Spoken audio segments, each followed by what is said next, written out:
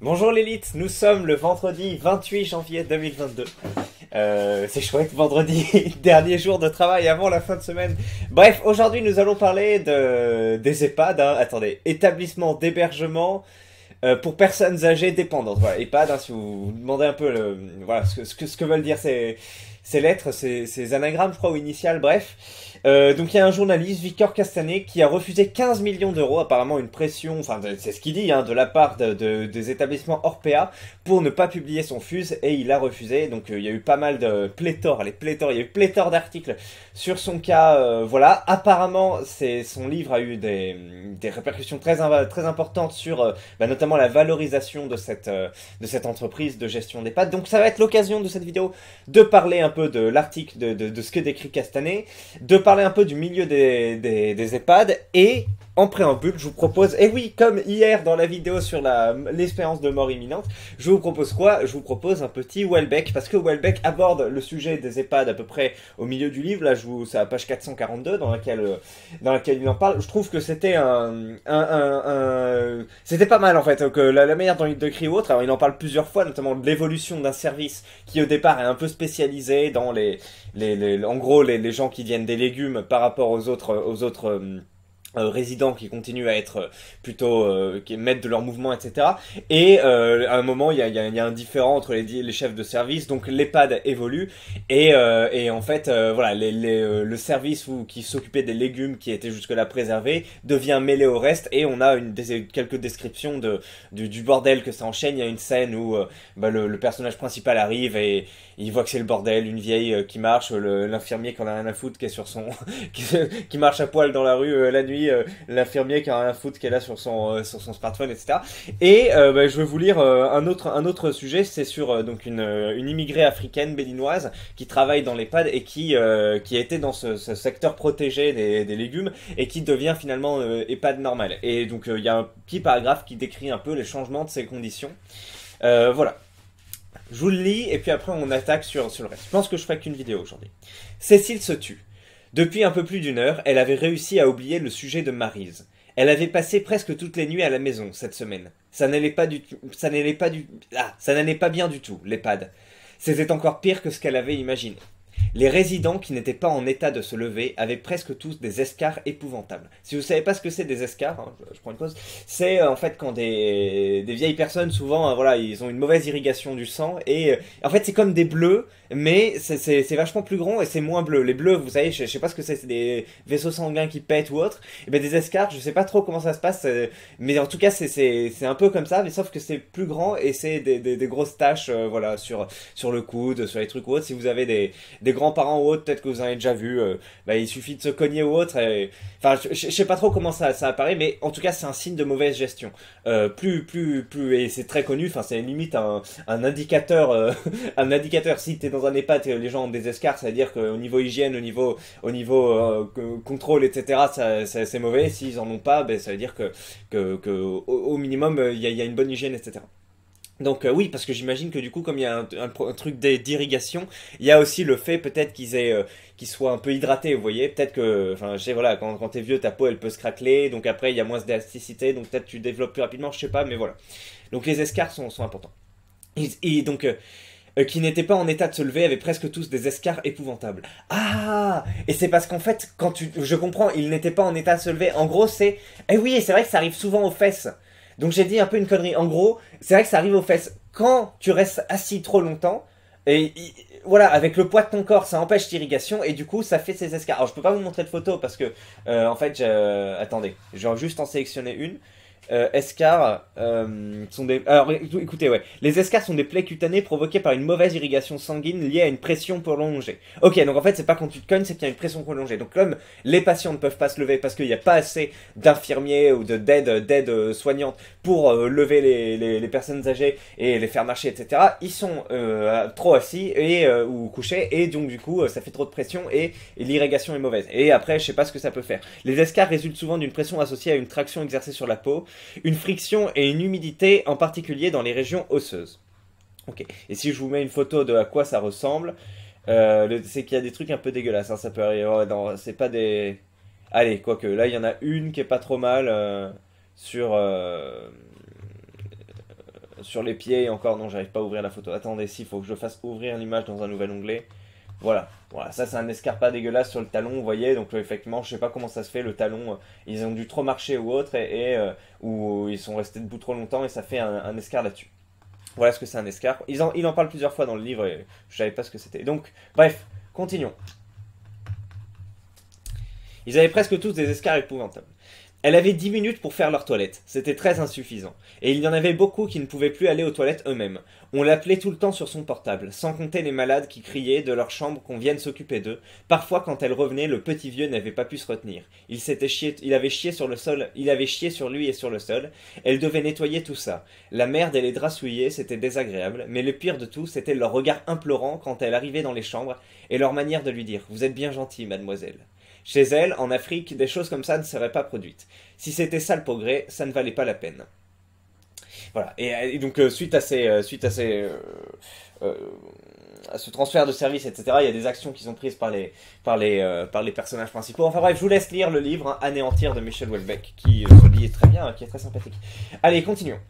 On va lire un peu cet article du Huffington Post au cancer. EHPAD Orpea. Le journaliste Victor Castanet dit avoir refusé 15 millions d'euros, une belle somme. Il assure avoir reçu des pressions pendant son enquête sur le dessous du groupe privé Orpea, leader mondial des EHPAD. Bon après, ça, il n'y a pas de preuve ou autre, ça coûte rien de le dire. Enfin après, tu peux te faire suicider par des grands groupes ou autre, ça peut arriver, mais en tout cas, je sais pas si c'est vrai ou autre, si la somme est vraie ou autre, mais en tout cas, le fait de le dire comme ça, je sais que ça fait des titres beaucoup moins clinquants, on en aurait moins se parler sur le forum, il y aurait eu moins d'articles, son livre aurait bénéficié d'une couverture médiatique moindre, il en aurait moins vendu, il serait moins riche, il aurait moins accès à la médiatisation voilà, de journalistes de terrain, etc. Donc, bon... Il a pas mal de choses à gagner en disant qu'il a subi ce genre de pression. Donc voilà, on sait pas si c'est vrai ou faux. En tout cas, son sujet est intéressant d'en parler. Santé! Ciblé pour ses dysfonctionnements dans un livre qui paraît ce mercredi 26 janvier, le groupe Orpea, spécialisé dans les maisons de retraite et les cliniques privées, est dans la tourmente. Les Fossoyeurs. Ah non, c'est la chanson de Les Charognards que j'aime bien de Renaud. Un livre de Victor Castanet dont les premiers extraits ont été voilés lundi 24 janvier dans les colonnes du journal Le Monde. Excusez-moi. Je sais que je baille pas mal. Est-ce que vous baillez vous aussi quand je baille voilà. Le Monde lève le voile sur un business et un système où les maltraitances subies par les personnes âgées seraient légion dans les EHPAD du groupe Orpea. Un certain nombre de pressions et de menaces. Invité sur BFM TV à l'occasion de la sortie du livre, le journaliste Victor Castanet a également dévoilé les pressions qu'il avait subies pour que les informations contenues dans son enquête étalée sur 3 ans ne sortent pas. Il assure qu'on lui aurait proposé une somme d'argent considérable pour qu'il arrête son enquête. Ça a été une enquête longue et difficile effectivement, parce que j'ai reçu un certain nombre de pressions et de menaces de la part du groupe. J'ai eu des sources qui m'ont rencontré, donné des documents, et qui, après avoir été contactés, ont du jour au lendemain fait machine arrière, raconte Victor Castanet. À la moitié de mon enquête, via un intermédiaire, on me fait une proposition me demandant si j'étais prêt à arrêter mon enquête pour 15 millions d'euros, affirme l'auteur de l'ouvrage Les Fossoyeurs, révélation sur le système qui maltraite nos aînés. Des propos qu'il avait également tenus mardi 25 janvier sur le plateau de C'est à vous, avant d'expliquer ses tentatives d'intimidation plus précisément sur BFM. Le personnel soignant est obligé d'être maltraitant car il fait face à un système violent de réduction des coûts mis en place par Orpea. On m'a proposé 15 millions d'euros pour que je ne publie pas mon enquête. Alors, c'est une première ouverture sur ce sujet d'EHPAD. Je viens de me dire, alors je profite de cette petite pause pour vous ouvrir un truc. Il y a un reportage qui est sorti. Alors, Victor Castanet, Victor, je dois mettre ma grand-mère, une directrice virée, tac. Merde, alors je trouve plus le truc, mais c'est incroyable. En gros, c'est une enquête. Enfin, le mec il filme. Il y a une jeune aide-soignante ou infirmière, plutôt jolie d'ailleurs, qui s'occupe d'un mec qui est courbé comme ça à 90 ans, et elle lui parle comme à une merde. Et c'est vrai, enfin, elles ont que 5 minutes ou 10 minutes leur truc, donc elles ont pas le temps de faire alors, ça va, etc. Elle lui parle, mais de manière hyper directive, mais j'imite agressive. Et tu vois ça, tu dis putain, on va mettre nos parents, nos grands-parents là-dedans, etc. Enfin, bon, moi je suis. Bah, de toute façon, c'est pas à mon âge que je dois prendre ces décisions hautes, mais non, mais quand on voit ça, alors, faudrait vraiment que je retrouve, mais vraiment, je vous passe 10 secondes, vous avez envie de la prendre, de mettre sa tête dans un seau, mais attends, voyons voir si je crie aide-soignante, Les aides-soignantes, j'ai soigné une patiente, non, et infirmière, c'est... cette infirmière 10 sur 10, vous lui faites quoi? Ma copine infirmière, tac tac tac, euh, une chance sur deux. Ah mais tiens, c'est peut-être sur UseGate, je tape infirmière EHPAD, ouais mais ça va être le gros reportage, ça va pas être le moment. Bon, écoutez, on trouve pas, mais vraiment, je vous garantis que c'était un témoignage assez. Enfin, c'est pas un témoignage, c'est un truc pris sur fait. Tu dis, mais putain, mais c'est insupportable. Donc, ce qu'il dit là, ils sont obligés d'être agressifs, etc. Ça paraît bizarre, mais oui, ils sont littéralement agressifs. On sait pas comment ça se passe, mais c'est vraiment des enfoirés. Enfin, ils deviennent avec ces pressions des enfoirés. Dans 54 fleuves sur 3 ans, regroupant pas moins de 250 témoignages, Victor Castanet dévoile un système où les soins d'hygiène, la prise en charge médicale et les repas des résidents sont parfois rationnés, du fait d'une politique de réduction de coûts visant à améliorer la rentabilité du groupe avant tout, et ce alors que les séjours sont facturés au prix fort. Et oui, effectivement, les EHPAD, vous savez, vous croyez que vous mettez... Donc il y a des EHPAD, ils sont connus, ils sont... c'est pas cher, etc. Mais il y en a d'autres, vous dites, c'est des EHPAD de luxe, ça coûte 3000, 5000 euros par mois. Vous croyez que c'est bien, mais sauf que non, parce que c'est des entreprises avant tout. Et pourquoi c'est pas géré par l'État, putain? Bon, bref. Ouais, il doit y avoir des dépendants aussi quand c'est géré par l'État, mais bref. Enfin, faudrait se voir, hein, si. Est-ce qu'il y a des EHPAD publics? Est-ce que EHPAD public? Bah oui, ça doit exister pour ceux qui n'ont pas de EHPAD public ou privé. EHPAD, voilà. Donc en fait, il doit y avoir des publics ou des privés, mais bref, en tout cas, dans les privés, comme on vise la rentabilité des actionnaires, etc., et que là, c'est littéralement sur la vie humaine que tu fais des concessions, hein, vu que bah, c'est des gens, voilà, hein, nourriture, soins, etc. Donc c'est littéralement sur ces leviers qu'on joue directement, et donc c'est directement des impacts qui touchent plus que d'autres. Et bien, ouais, voilà, on a des exemples, bref. Mais apparemment, il doit en exister des publics et des privés. Je suis pas plus renseigné que ça. Révélation absolument révoltante. Une auxiliaire de vie, dont l'auteur a recueilli le témoignage, raconte par exemple à quel point elle devait se battre pour obtenir des protections pour les résidents. Nous étions rationnés. C'était 3 couches par jour maximum. Et pas une de plus. Peu importe que le résident soit malade, qu'il ait une gastro, qu'il y ait une épidémie, personne ne voulait rien savoir, raconte cette femme dans Les Fossoyeurs. C'est abusé, alors que c'est sans doute des groupes qui... Enfin, tu vois les coûts que ça demande...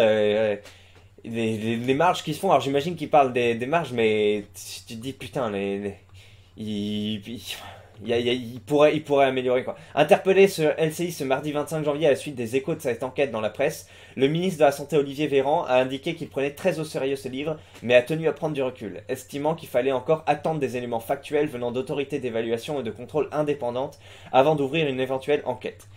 Les révélations faites dans ce livre sont absolument révoltantes. Vous avez le ventre noué en lisant des choses pareilles, et si ces faits sont avérés, ils devront évidemment être sanctionnés avec la plus grande sévérité, a déclaré le porte-parole du gouvernement, Gabriel Attal, mercredi. Voilà ce qu'on lui dit. Alors maintenant, on passe sur le forum. La planète forum. Il a enquêté 3 ans sur Orpea, le leader des EHPAD en France. Enquête dans laquelle il révèle les maltraitances faites aux VIOC. Places en EHPAD qui vont de 3000 jusqu'à 6500 euros par mois suivant la localisation. Ça veut dire que c'est des gens déjà qui ont des bonnes retraites pour, j'imagine, réduire un peu la charge de la famille. Et puis ça veut dire que c'est des familles qui payent derrière. Oh, est-ce qu'il y a une aide de l'État ou autre? Je sais pas trop. Bah, en tout cas, ça a l'air d'être un budget conséquent. Il a publié les résultats de son enquête dans un livre paru ce lundi intitulé Les Fossoyeurs. Durant son enquête, il a reçu une proposition de 15 millions d'euros pour stamper son enquête et ne rien dévoiler. Il a refusé. Son livre est sorti lundi et depuis, Orpea, valorisé 5 milliards d'euros, a perdu 40% de sa valeur en bourse lundi. Alors on sait que voilà, les fluctuations peuvent bouger rapidement et après revenir ou autre, mais donc tiens, on va voir d'ailleurs. Ça c'était quand? C'était hier, le 26. On va voir comment c'est alors maintenant. Hop, on va voir Action Orpea en direct. Et on va mettre sur un mois. Pardon. Mais, en fait, tu vois, sur un jour, tu te dis, ah, mais ça va, ça fluctue. Sur 5 jours, tu te rends compte qu'il y a une baisse. Et sur un mois, ah ouais, c'est bon. Alors après, c'est passé. Il va y avoir sur 6 mois. Sur 6 mois, ouais. Et sur year, YTD, je sais pas ce que c'est. Year, c'est-à-dire depuis le début de l'année. Sur 5 ans, sur le maximum. Ok, donc. Bon, on va remettre sur 50 puis que ça a explosé.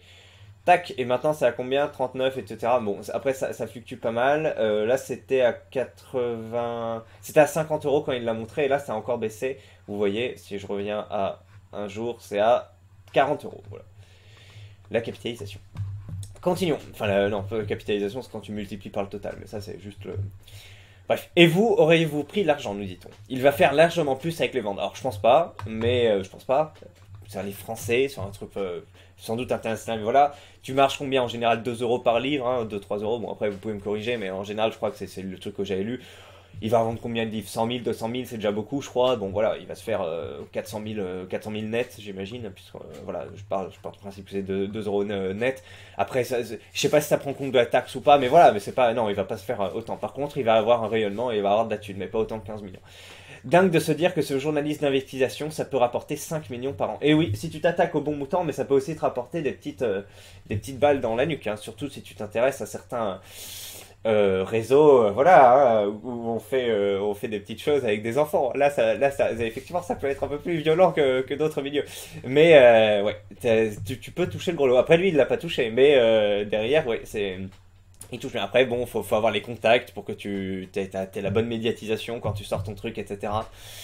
Tu sais, c'est pas un truc qui dépend de toi. Hein. Enfin, si, tu peux te faire tes contacts ou autres, mais tu peux faire une excellente enquête, très bien, etc. Si tu n'arrives pas à choper l'exposition au moment de le faire, bah, ça restera un peu mouillé. Après, des entreprises qui veulent te corrompre comme ça, je sais pas, on n'en entend pas parler tous les jours, sinon ça ferait pas les gros titres, voilà.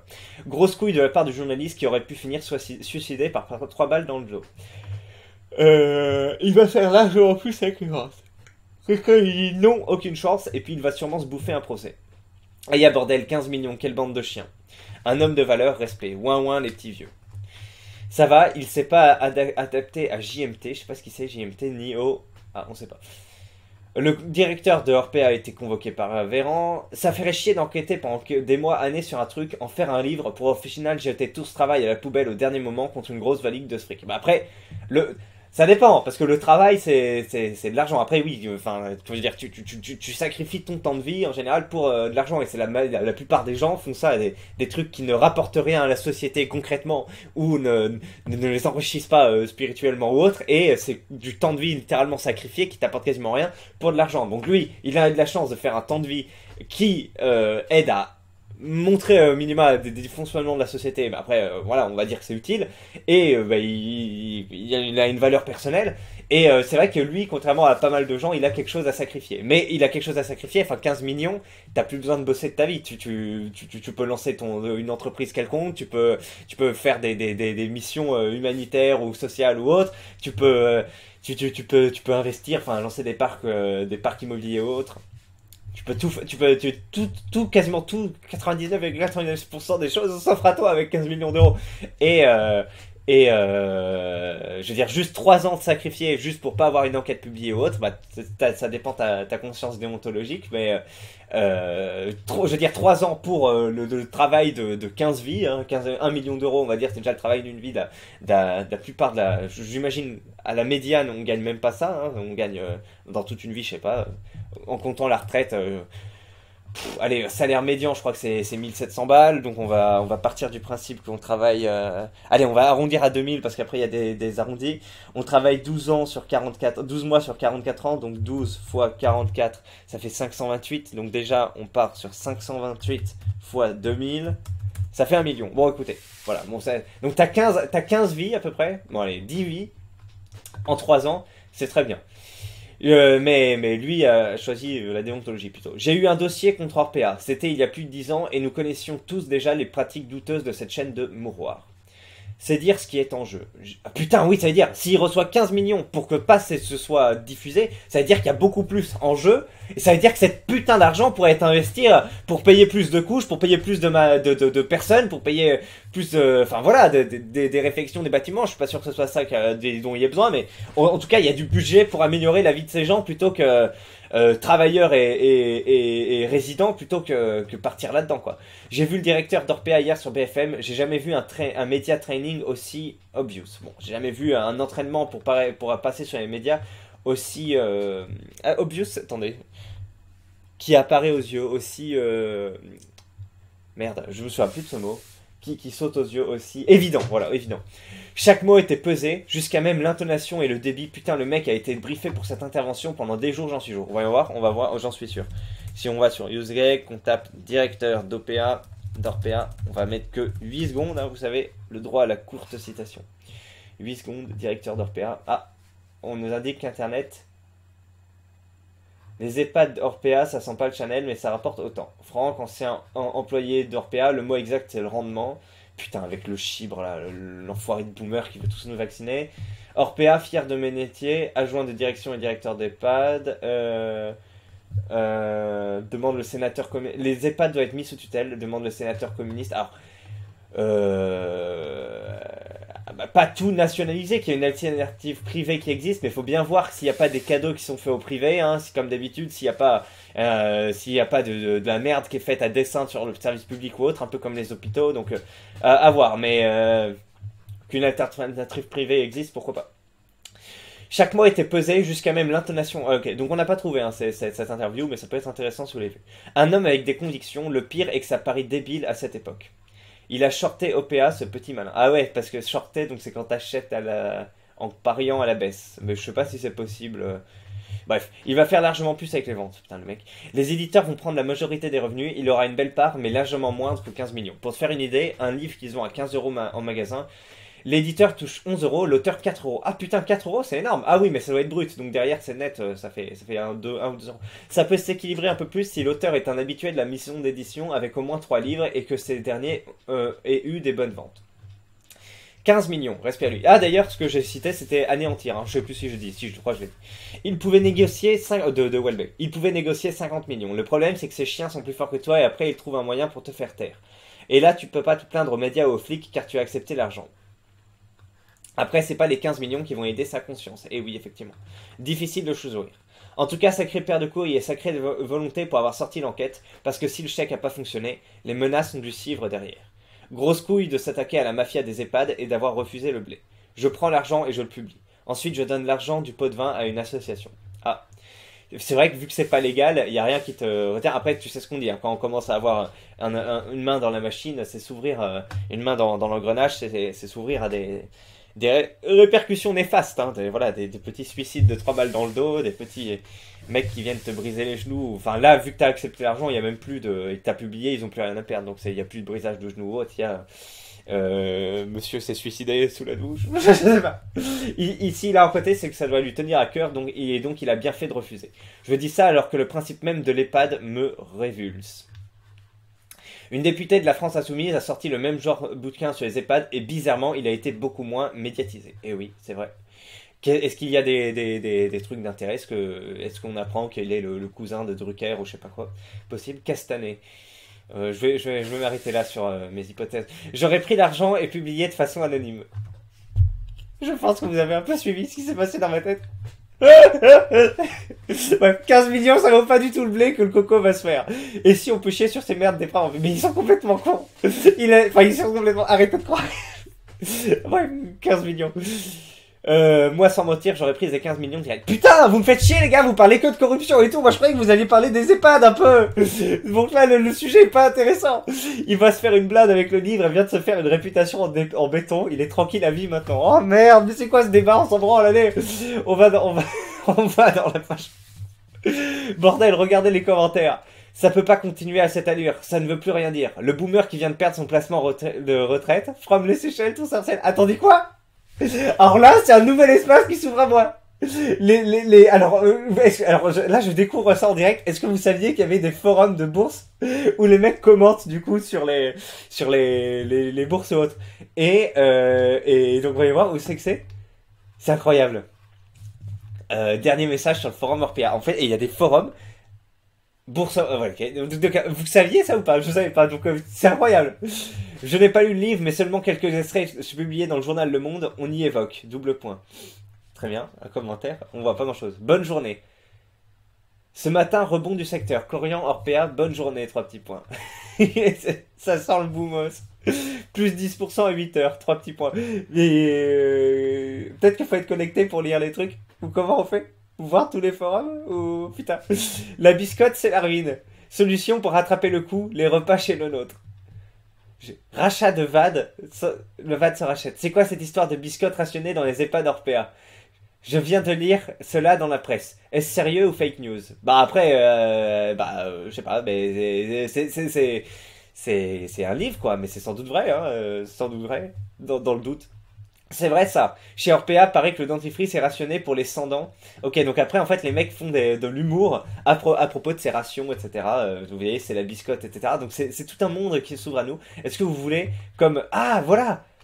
Regardez-moi cet enfoiré. Heureusement qu'on va avoir une open en forte hausse demain. Bah, malheureusement, non. Enfin, là, je sais pas si on est en open, parce que je crois que c'est à 9 heures. Ça va frétiller de partout, lol. M'étonnerait, car la crise est morale. Pareil que Rambo 1, moi je parie pour encore de belles séances de baisse à venir. Le point d'entrée serait bien plus bas que le cours actuel. Il n'y a rien de pire qu'une baisse d'image aussi importante qui fait la une de l'actualité, qui en plus de tout un chacun. Pourtant, l'open sera verte foncée, avec paire de plus de 15. La valeur reste chère, 45 demain. Effectivement, les petits boursiers, et un peu déconnectés hein, les boursicoteurs du réel ou autre, hein, eux, ce qui compte, c'est les actions autres. Bon, après, ils essayent de se tenir au courant des scandales, tout ça, un peu en avance, voilà, pour anticiper les mouvements ou autres. Mais oui, du coup, c'est assez drôle de voir que quelqu'un qui a des billes dans un service qui est vertement critiqué, ils vont privilégier leurs avantages personnels ou autres. Donc, effectivement, on ne sait pas combien d'argent ils ont investi ou autre. Donc, ouais.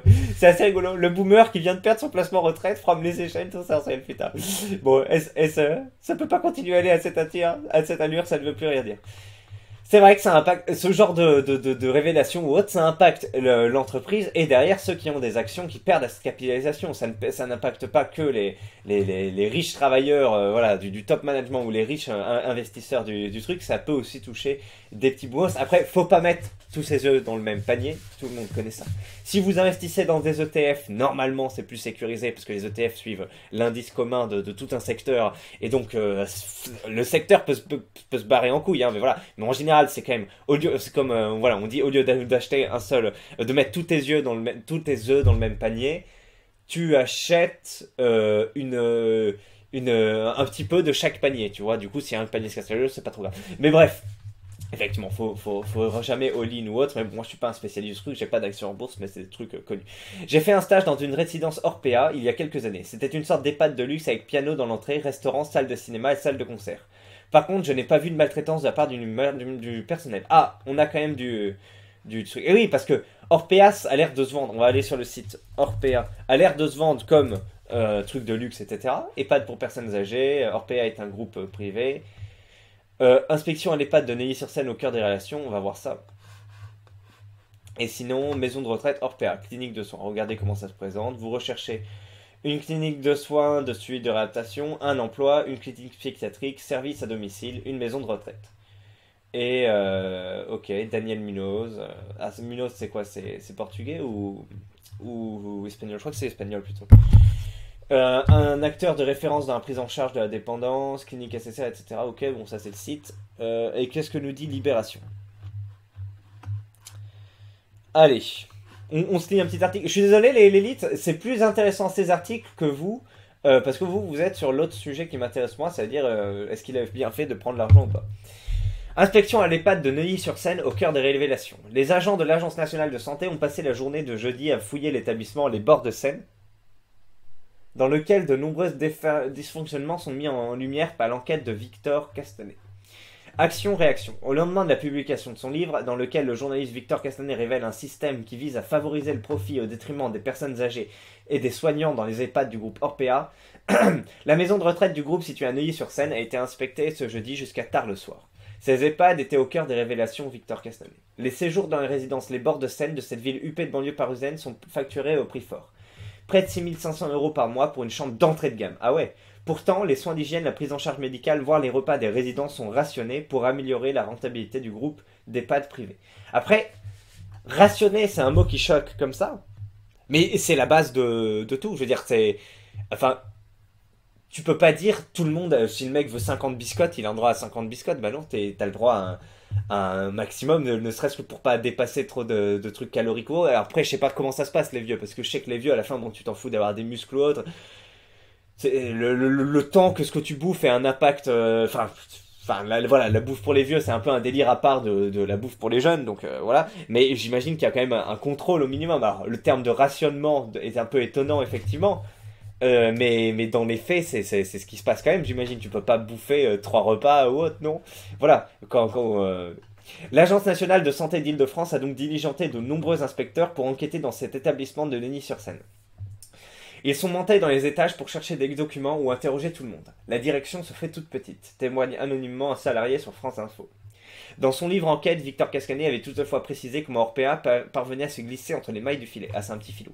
Les inspecteurs n'ont ni les moyens, ni les compétences pour détecter les dérives. En outre, le groupe est prévenu à l'avance en cas de contrôle. Ce que je me suis dit en lisant le truc aussi, je me dis, bon, il y a des contrôles ou autres, s'ils sont prévenus à l'avance, ils peuvent... on sait comment ça se passe, hein, ils peuvent faire en sorte que ça se passe bien. Déjà trop rare. Cela leur a permis de prendre des mesures de nettoyage ou de correction. Par exemple, des personnes m'ont raconté comment des contrats de travail ou des plannings étaient modifiés avant l'arrivée des inspecteurs. Dans tous les cas, les résultats de ces investigations pourraient arriver dans les mains des autorités sanitaires d'ici la convocation du patron du groupe par le gouvernement. Xavier Bertrand sort les rames. Plus tôt dans la journée, une autre cible de critiques concernant la gestion des maisons de retraite s'était défendue. Xavier Bertranos, l'ex-ministre de la Santé de 2005 à 2009, interpellé par une proximité alléguée avec la direction d'Orpea, a souligné ce jeudi que c'était alors son rôle d'appuyer la création de places en maisons de retraite. Oui, j'ai fait instruire des demandes d'autorisation pour des maisons de retraite du groupe Orpea, comme pour l'ensemble des autres groupes qui avaient déposé des dossiers. Donner les autorisations, c'était le rôle du ministre que j'étais. C'était ma mission. Pendant 3 ans et demi, je l'ai fait dans le respect des règlements. Ce serait à refaire, je le referai. Rappelant qu'il avait mis en place un plan grand âge pour améliorer la prise en charge des personnes âgées. Très bien. Continuons. Alors, à la place, j'aurais accepté. J'aurais quand même publié le bouquin sous un faux nom et donné l'argent à des associations de soutien aux personnes âgées. Oui, bon, c'est un peu simple de répondre ça. Ces entreprises pèsent des milliards. Elles avaient donc sûrement des détails de l'enquête et auraient rapidement fait le parallèle et des problèmes non résolvables. Même avec 15 millions, ce serait pointé pour... Même... Ok, bon, bref, en gros, il serait fait buter, quoi, c'est ce qu'on dit. Voyons voir. Capitalisation Orpea. 39,50 €, oui, mais il y a combien d'actions effectives? 65 000, hein, c'est pas l'effectif qu'on cherche. Cours de clôture, etc. La chute du truc ne connaît pas, etc. Cours action en bourse. Bon, écoutez, on voit pas combien ça pèse au total. Je respecte tellement son combat et c'est rare. Faire des économies alors que les places coûtent une fortune et que les vieux sont maltraités, j'espère qu'ils coulent encore plus, c'est rare. Mention spéciale à ceux qui laissent leurs parents dans ces trous à merde. Alors, on est bien jeune, on a bien de la chance de ne pas avoir à connaître ces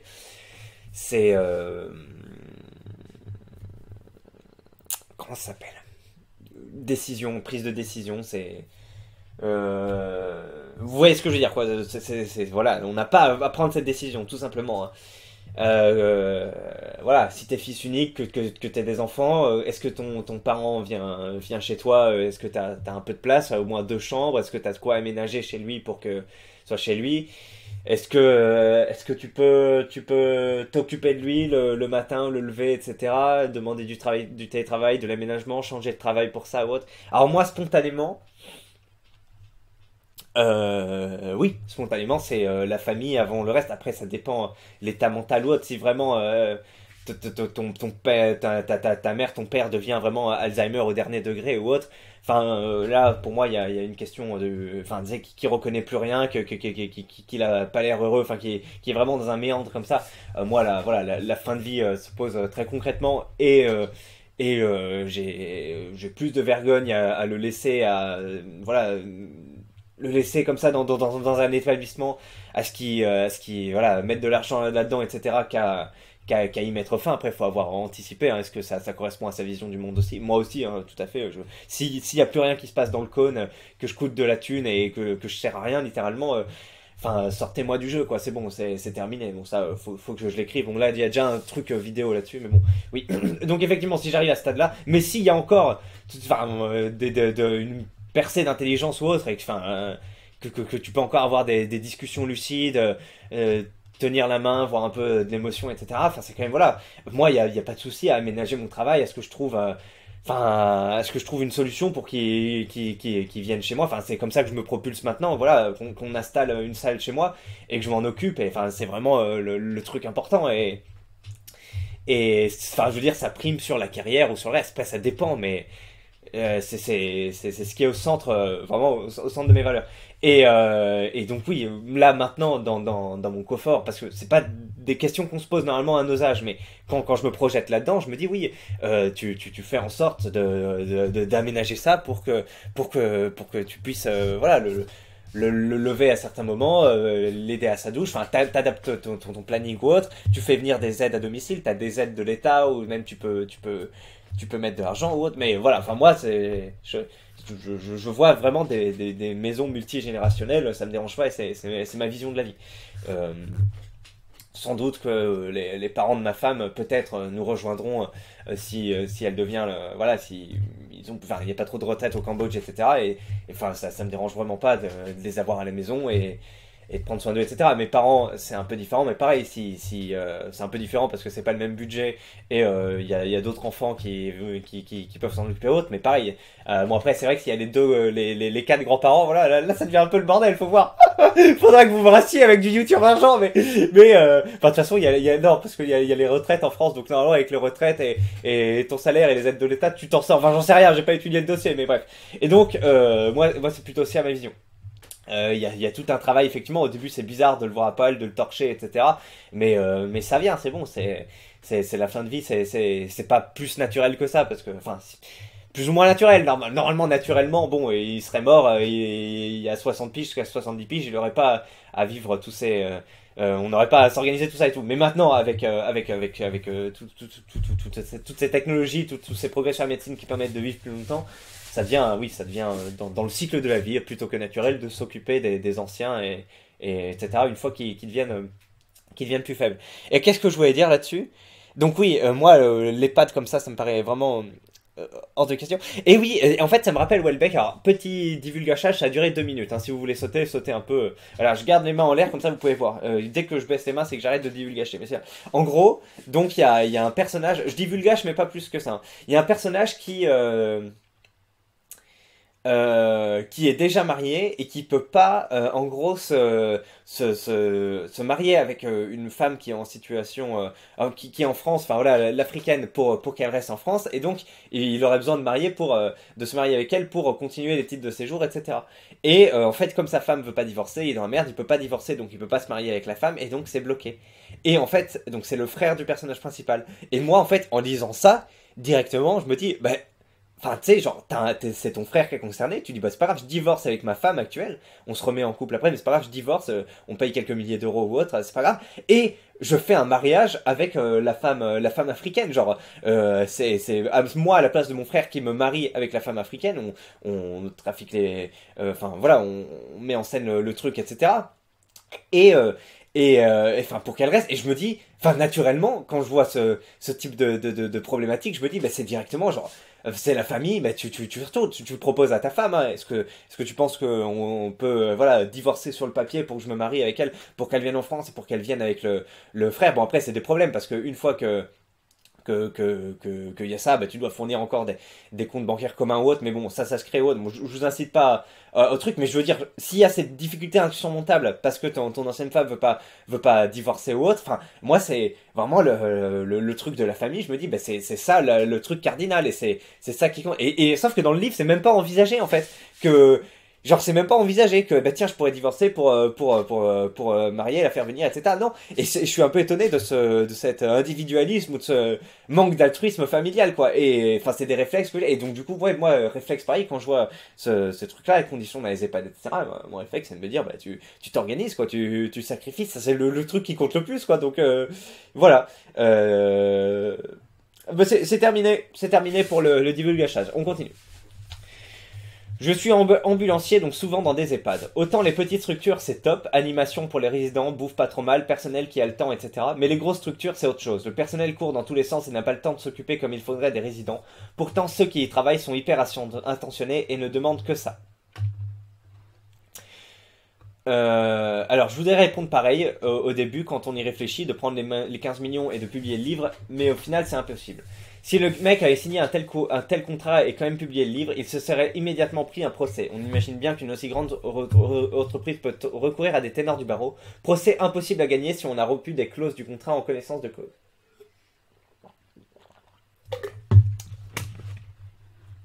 Alors, continue. Elle est où la preuve des 15 millions? Non, parce qu'il peut juste dire ça pour le buzz, et ça marche. Oui, oui, c'est bien connu qu'une boîte va soudoyer quelqu'un par écrit avec une caméra et un micro pour ne laisser aucune trace.